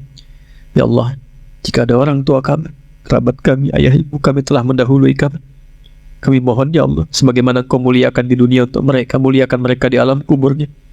Terangi kubur mereka ya Allah. Kami belum sanggup berbuat baik untuk mereka sampai hari ini, maka jadikan sisa hidup kami ya Allah mengalir jariah untuk menerangi kesendirian mereka di alam sana. Bifadlika subhana rabbika rabbil izzati amma yasifun. Barik ya Allah hadzal makan. Ya Allah, dengan sifat-Mu yang mulia pemberi berkah, berkahi tempat ini ya Allah. Allahumma berkahi ya Allah tempat ini la nusmidriyadin ya Allah. Jangan biarkan ada satu maksiat terjadi menetes di tempat ini ya Allah. Jadikan ini sebagai bukti kami pernah bersujud di tempat ini ya Allah. Ya Allah, berkahi siapapun yang mendirikan tempat ini. Berkahi siapapun yang membangun di tempat ini. Berkahi keluarga mereka ya Allah. Jika sakit mohon sembuhkan, jika sulit mohon ringankan, jika gelisah mohon tenangkan, dan pancarkan kebahagiaan itu bagi kami semua yang hadir saat ini. Wa akhiru da'wana subhanakallahumma rabbana wa bihamdika nasyhadu an la ilaha illa anta nastaghfiruka wa natubu ilaik. Wa akhiru da'wana alhamdulillahi rabbil alamin.